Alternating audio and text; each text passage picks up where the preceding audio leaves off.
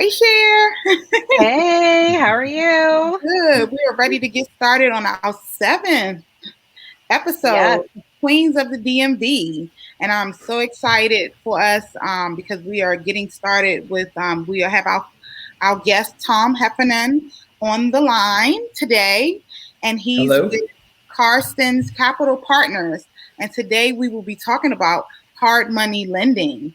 So many people ask us questions about hard money lending, about investing and going with hard money lenders.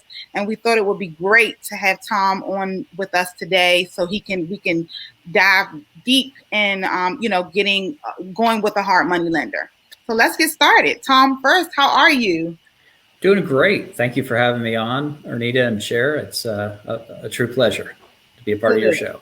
Thank Awesome. you. Awesome. So at first, what I said your company, but I'll let you go ahead and introduce, how long have you been in business, what company you're with, Sure.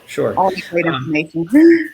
so the company's Carstensz Capital Partners, and our founder, Carlos Reyes, has been in the industry for quite a long time as a fix and flip developer. And he always wanted to get into the lending side of the business.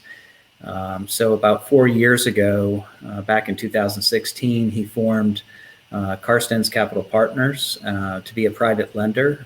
So instead of doing the fix and flips, he wanted to lend money to the developers developing those projects.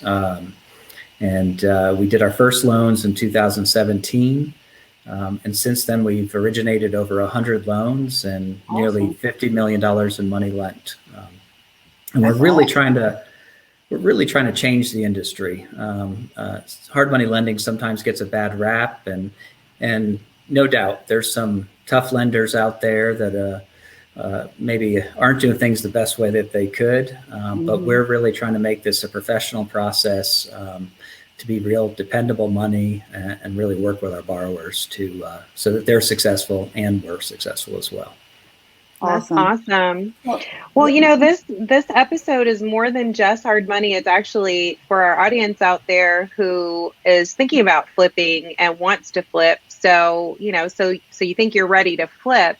And a lot of people think they're ready to flip because they've watched HGTV enough times and they think, it's as easy as HGTV.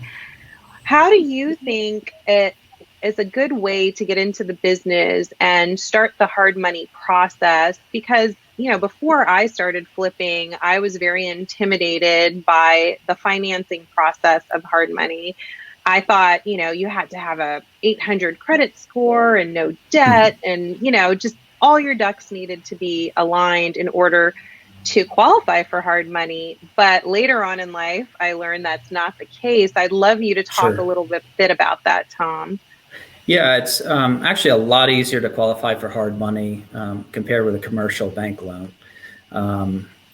Really as a hard money lender, and most hard money lenders are the same, they're looking at the asset itself. They're looking at that property that you're going to flip. What is that after repair value going to be after you renovate that house? And that is our security. We look at the after repair value as a security in our loans.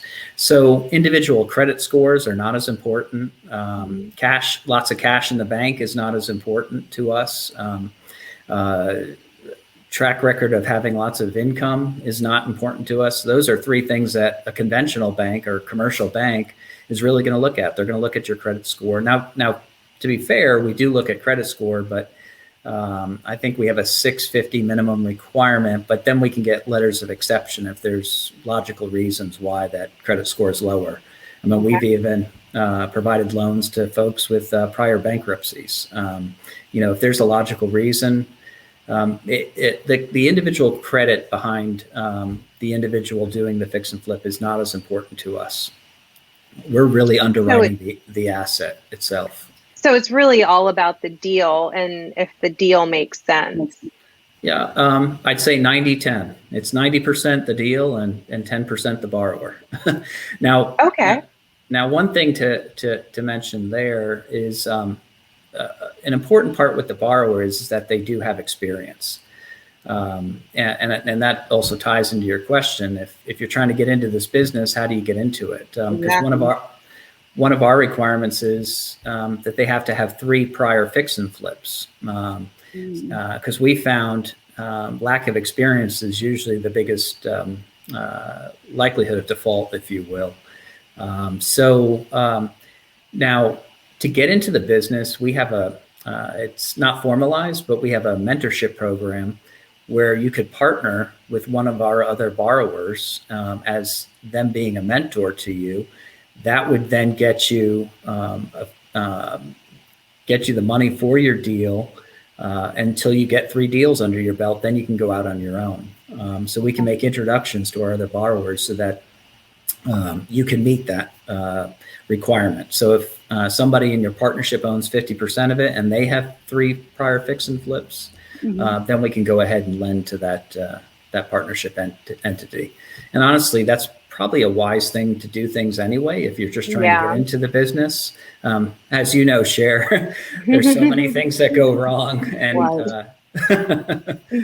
absolutely. Yes. So let me ask you a question that maybe a more experienced developer flipper may be thinking about, that is thinking about getting back into the business because they've taken a hiatus perhaps. And they just had a terrible flip. It went wrong. And now they're in debt because of that flip, and their credit score is down. And, they don't have as many assets, but they have a deal of a lifetime. Is that somebody that you would consider in terms of trying to obtain a hard money loan? Sure. Now, if they have 3 deals in the last 3 years, that meets our experience qualification. But if they had a deal go awry and they end up having to file bankruptcy because of that deal, they've got a bad credit score because of that, those are things we can get around.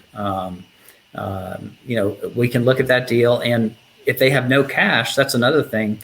And this is one thing that's really unique to Carstensz Capital Partners is we'll do 100% financing. A lot of your private lenders out there, or hard money lenders, they're requiring 15% down or 10% down on the acquisition of the property. And obviously, if you've just done a bad deal and you don't have any cash in your pocket, it's going to be hard to meet that requirement. Right. But as long as the deal is 70%, the loan amount is going to be 70% to the after repair value, we'll finance 100% of it. So that's amazing. It is. And good to know. It is, yes. So if I'm brand new, although, and I have a deal of a lifetime. Okay. So I still need, and I have money down. Do I still need to, work with one of your partners for for 3 deals, or to do a couple of deals with you first? Unfortunately, Arnita, that would be a requirement. Our 2 biggest things when we're underwriting a transaction is prior experience. So 3 fix and flips in the last 3 years meets that requirement. And 70% loan to after repair value of the property. If those 2 things are met, we can usually work around most other items in our underwriting process. But you have me, Arnita. Oh, you know, I was already thinking that. You know that, right? So don't worry about it. With 42 deals, Cher can certainly get you. I already know. Flip queen on the scene. I know she's right there with me. I think Peter has Ariel coming in. Ariel? Hey. Hey, how are you? This is our third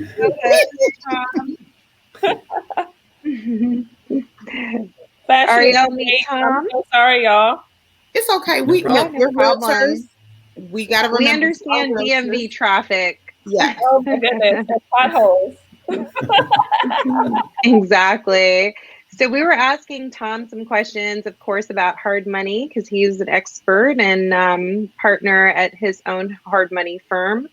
One of the other questions I have for you, Tom, is just what do numbers look like? Like, not only for your company specifically, but if someone's obtaining a hard money loan, what is the range of interest rate that they're looking at in points, if you would, on average? Sure. Now, it can vary when you compare it to our competitors, but for us, most of our loans are done at 12%. In fact, the only time we've done a higher rate is when we did a second lien on a property. And we don't typically do that. That was a sort of a one-off deal, but our rates are at 12%, and we charge 3 points up front if the deal is, or the loan is over 500 grand. If it's under 500 grand, then we charge 4 points. And I'm sure the question is, well, what are points? Yes, for those people who don't know what points are. As far as points, if it's let's use $1 million because that's easier. If it's $1 million loan, 1 point is going to be $10,000, or 1% is going to be $10,000. So if it's $1 million loan, that would be 3 points. It'd be $30,000 in upfront points. Now that sounds like a lot of money on a $1 million loan, but remember, we can finance 100% of the deal if it's 70% loan to ARV, and we can roll those points into the loan amount. Wow. Yes. Oh, that's good. That's great. Yes. That's awesome. So just so everyone understands, typically on a $1 million loan, that $30,000 would be due at closing, even though it's 100% financing because of the points. But what your company can do is take that $30,000, and that wouldn't be due until the loan closes, essentially. That's correct. Once the property sells and you pay off the loan, since it's rolled into the loan, it gets paid once you've sold the property. So you're keeping whatever's left over from profit, and our loan gets paid off, and everybody's happy. I'd be happy with that situation. So what happens with your monthly payments on the loan? So you're paying that 12% of interest. What can a borrower expect? Are they paying a monthly note as well, or is that also rolled in? No, that's what's so exciting again about what we do. We collect 6 months of interest up front, and that is also rolled into the loan. You're not having, our loan terms are 6-month terms. So keep that in mind. You've got once you acquire that property, you've got to get to work right away, get all your repairs done, and get it sold in that 6-month time frame. And all your interest is covered for that 6-month time frame because it's rolled into the loan. Now we can extend. We all know that, when you're flipping a house, you can run into surprises, and things can take longer than you planned, and we can do extensions on that loan. At that point, then you would have to make monthly interest payments and an extension fee at that point, because there's no longer the opportunity to roll it into the loan. So the extension fee goes beyond the 6 months, and what do you pay for an extension fee? Is it a point or more? We charge 2 points for a 2-month extension. So it's essentially a 1 point per month fee to extend the loan. Okay, great. Any other questions for Tom, ladies? What is the difference between a hard money and a commercial lending versus commercial lending? Sure. Commercial lending, probably the biggest difference is going to be they're going to require a down payment, and usually a hefty down payment, especially if you're with a conventional bank. You may be looking at 20 to 30% down on the total project costs. So the advantage to a commercial bank, and I'll tell people all the time, if you can qualify for conventional lending, don't go to us because we're expensive money. If you can qualify for conventional finance and you have the capital put down, because then you can get maybe a 7, 6, 7, 8% rate, maybe 1 point or less, longer loan terms.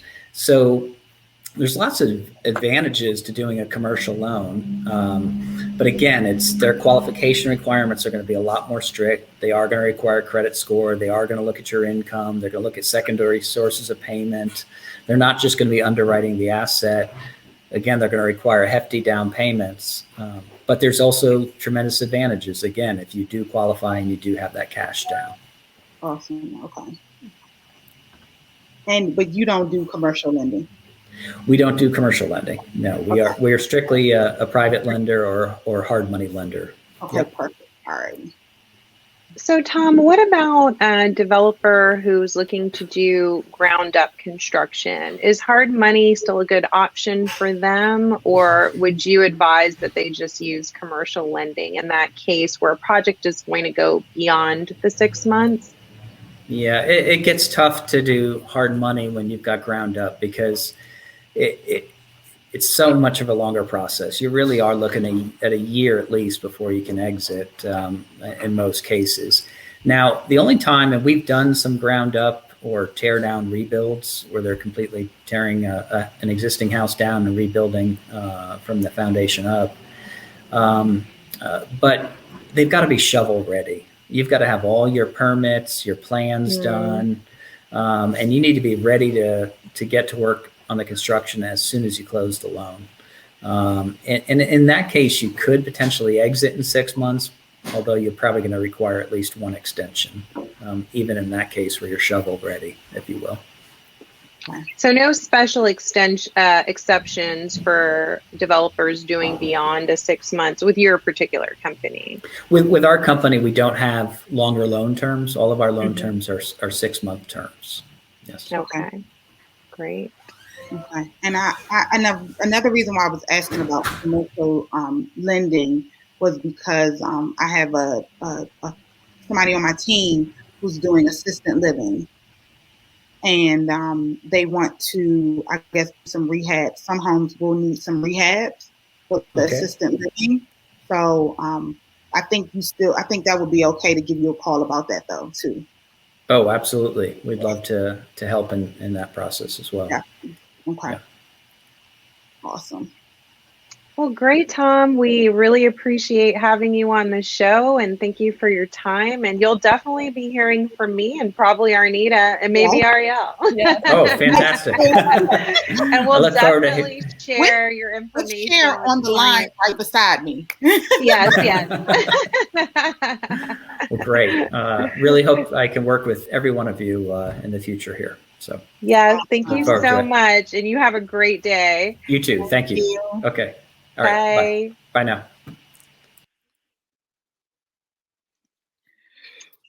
Well, that was awesome, hearing the hard money perspective on things. I mean, it's expensive. Hard money is expensive, but for quick flips and flips under 6 months, I mean, even if you can do a full gut renovation in 6 months or less, it's definitely worth it.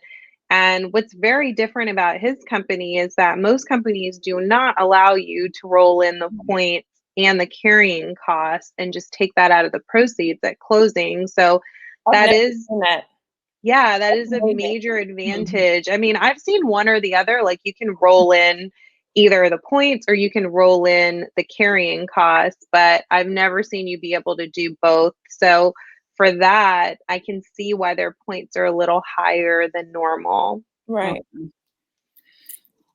Yeah. So getting into flipping, I know, Ariel, you wanted to kind of interview me and Arnita and ask me some questions since I've done over 42 flips at this stage of the game.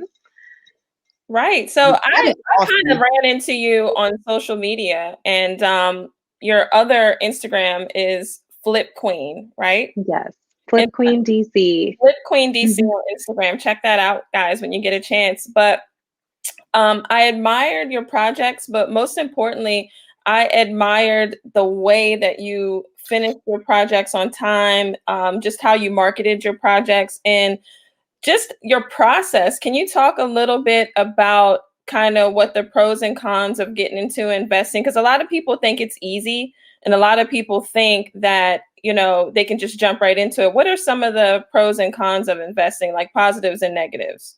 Sure. So, you know, initially when I was getting started in the business, you know, I happened to have a mentor and that had a lot of experience flipping and developing, doing ground up renovations.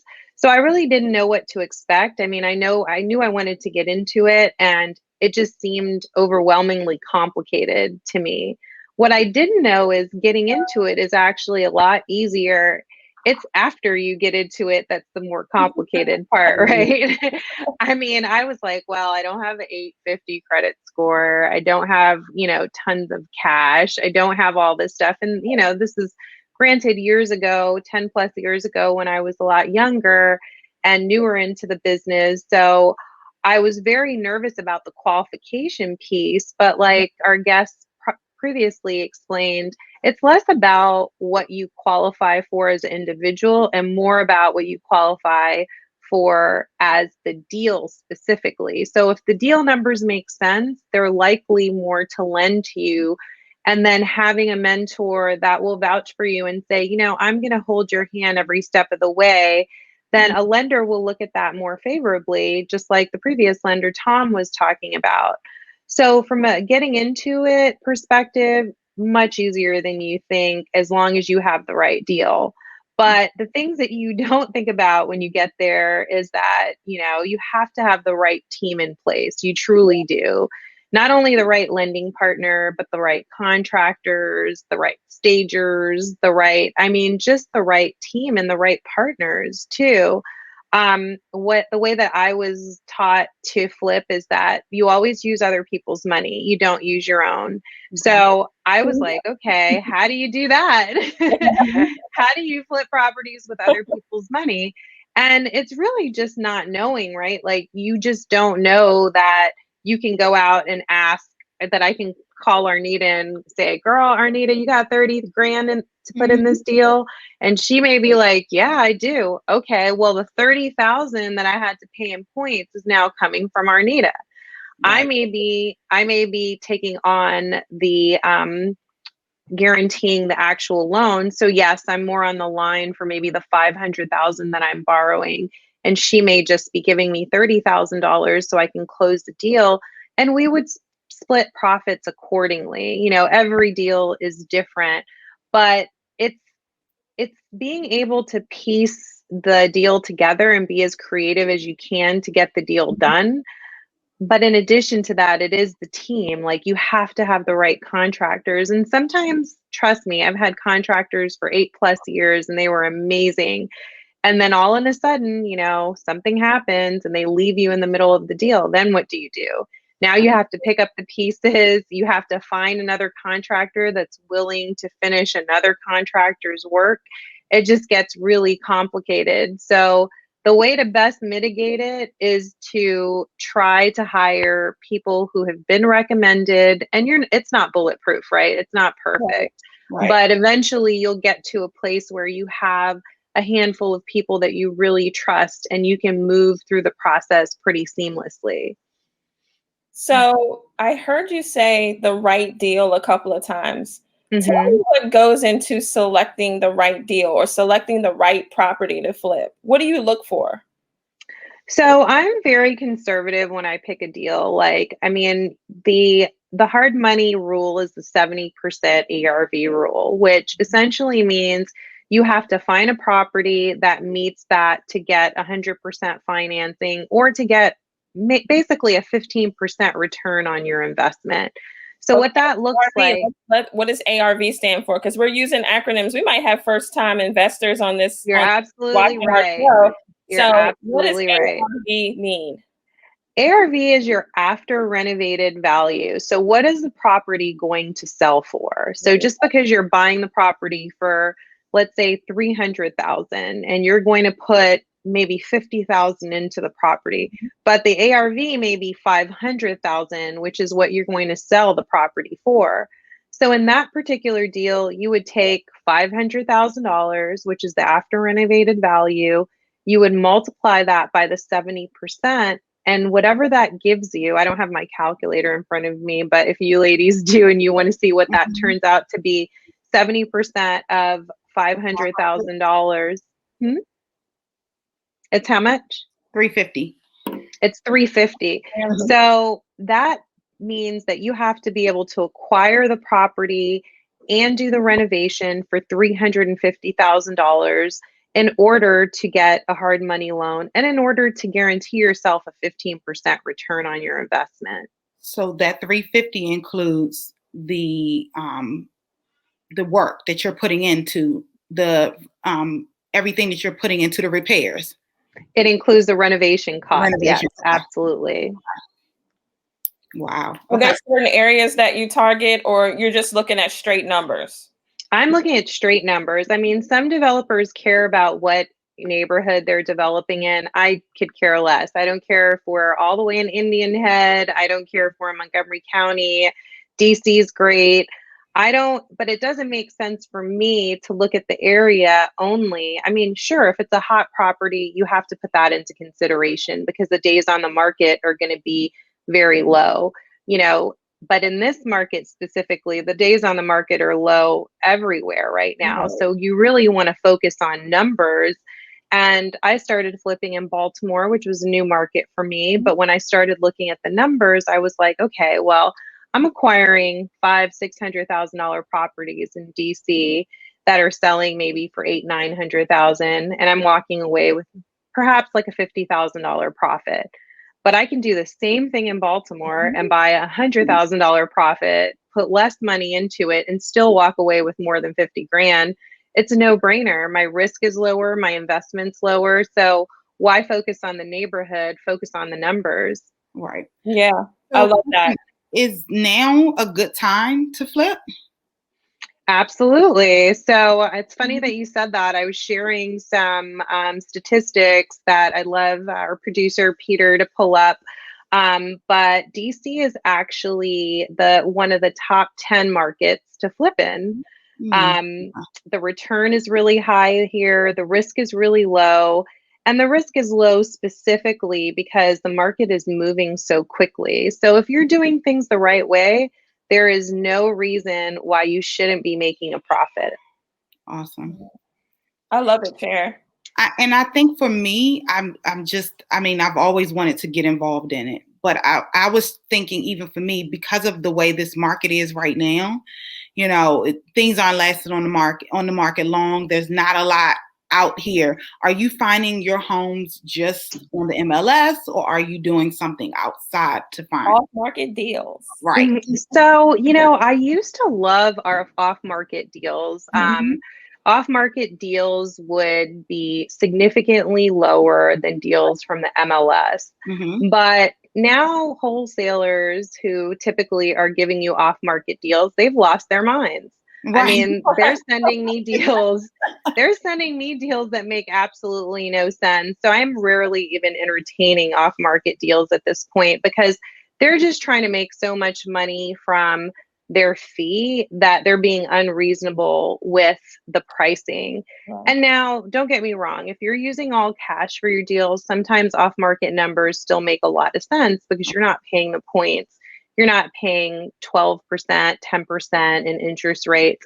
But if you are using hard money, the numbers, they count. So you do have to think about, okay, I'm going to get this deal. The margin is this small for me doing 3 to 6 months of work and to walk away with just 10, 15 grand.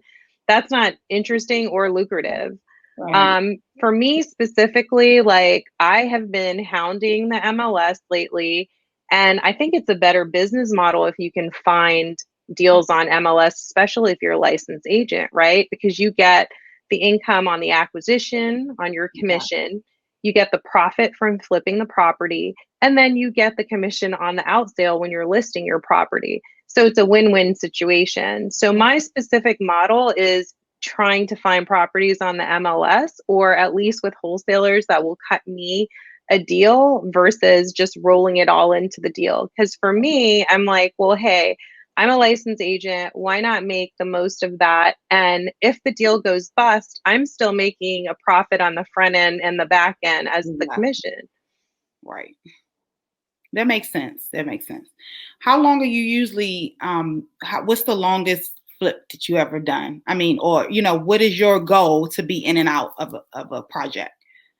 So typically my goal is anywhere between 2 and 6 months because of the cost of money, right? Yeah, because of the cost of money. And just because once you get past that 6 months, the fees start racking up. It's a, extension fee, then it's this fee and that fee. And I don't want to be put in that situation. So on a cosmetic flip, I'm saying I average anywhere between 6 weeks to 12 weeks. On a full gut renovation, though, I'm seeing more like 5 to 6 weeks. Okay. Cher, do you have any buy and holds? I do have buy and holds. I bought property in DC years ago and in Baltimore, so I do hold on to stuff. I'm not a big buy and holder because I'm more of an instant gratification type of person. I like to see my money now versus later.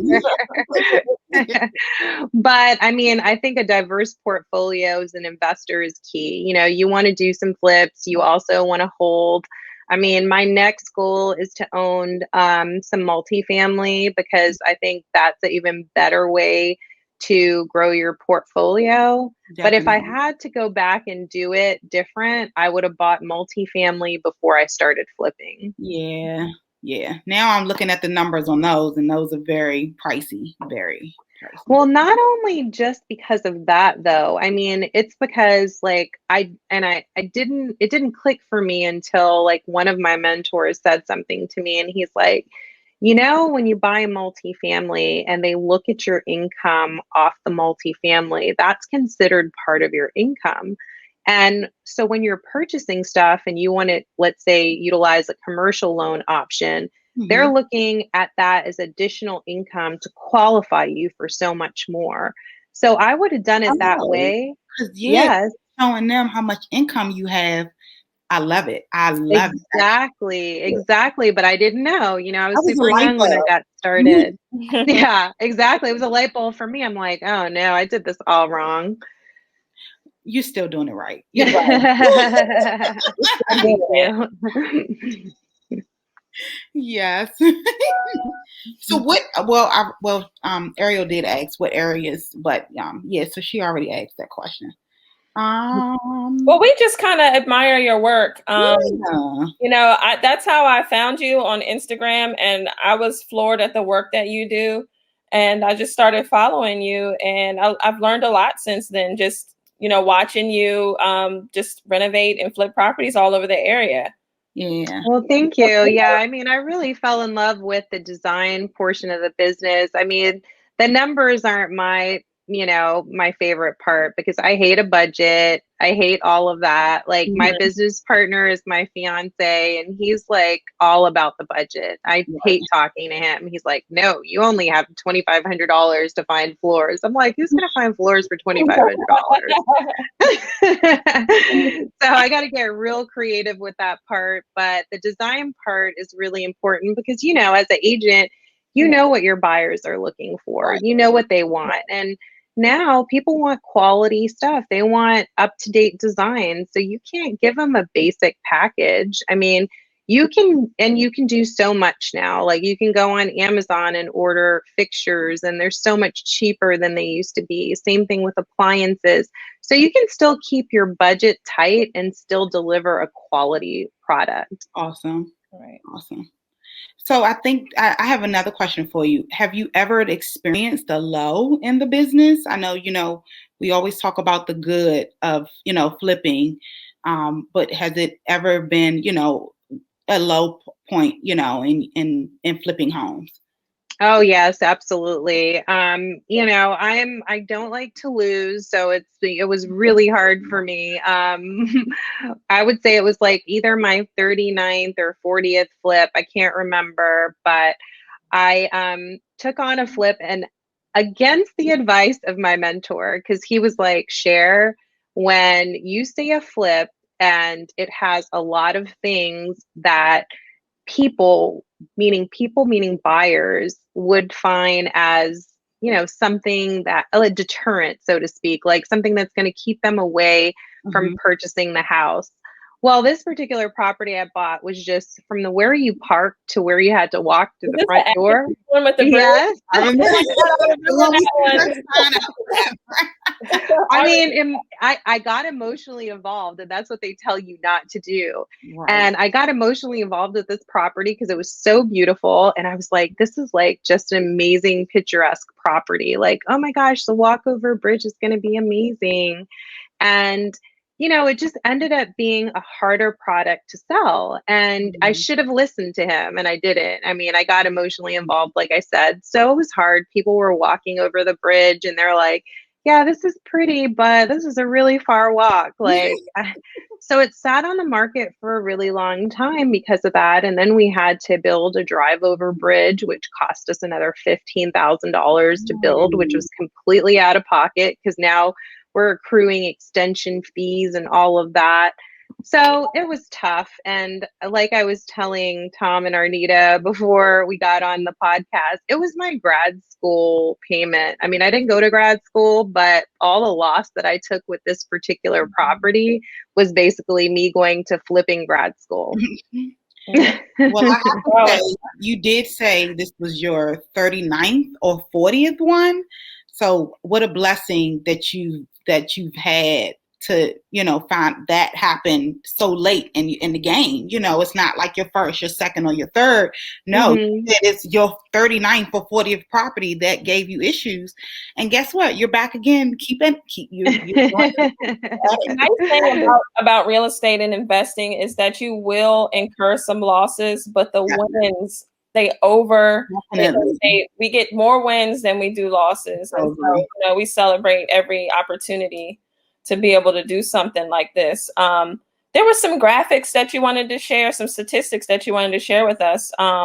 Yeah, I was waiting for Peter to pull that up on the screen for us so we can go over those. But I mean, I thought these were some great statistics I found online. I mean, DC is top 10, like I said, last quarter in 2020 for most flip homes in the United States. And then quarterly, yes, flipping rates went down to 32%, but from last year, they were down 18%. The median price of a flip was right around $260,000, and then the median flip price was $394,000. So that aftermarket.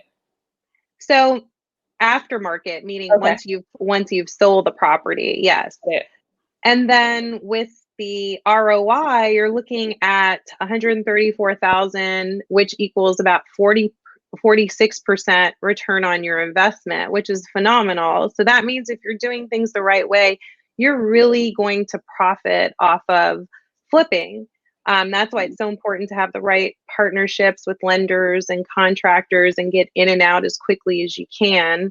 And then, of course, in the DMV, 50% of purchases were financed in the third quarter of 2020, whereas 14.9% went to cash buyers, and then 16.4% were bought by FHA buyers.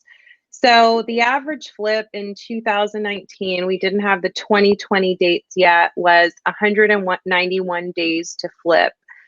To finish a flip. So if 180 days is 6 months, that gives you an example, just almost an extra month on average to flip.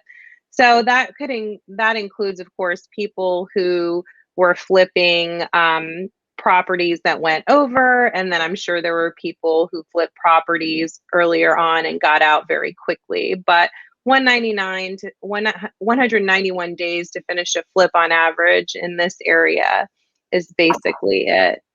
Okay. Awesome. Great info. Yeah. I love the stats. It adds perspective because a lot of people think that this is like really simple and you're in and out. And some projects you can be in and out, but this gives perspective for sure on what the real data is. Yeah. Absolutely. Yeah. And a lot of people are just nervous to jump in and get their feet wet. So yeah.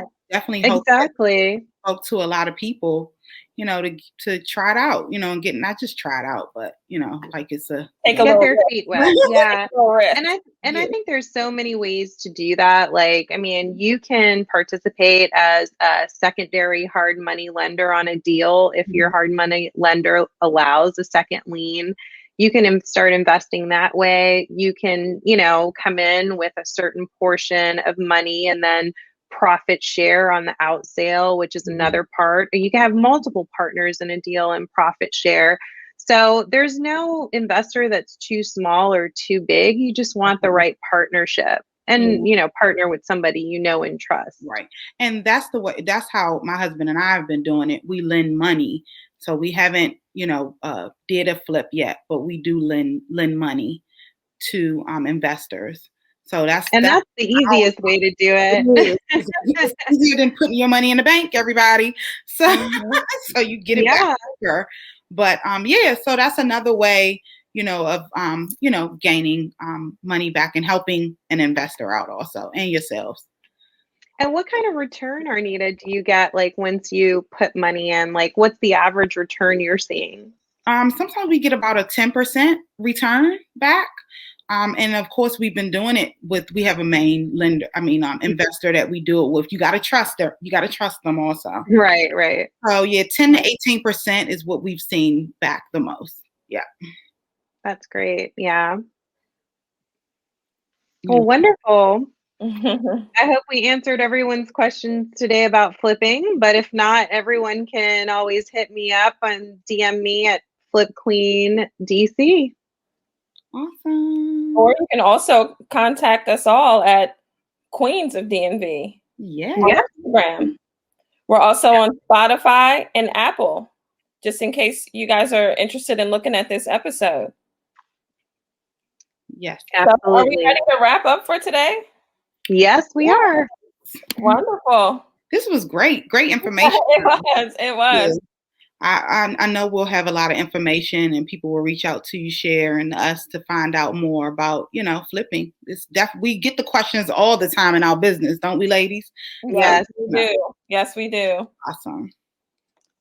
Well, thanks everyone for listening, and we'll see you next time on the Queens of the DMV. We drop our episodes every Thursday, as Ariel said, on Spotify, YouTube, and Apple Podcasts. Until next time. Peace. Bye-bye.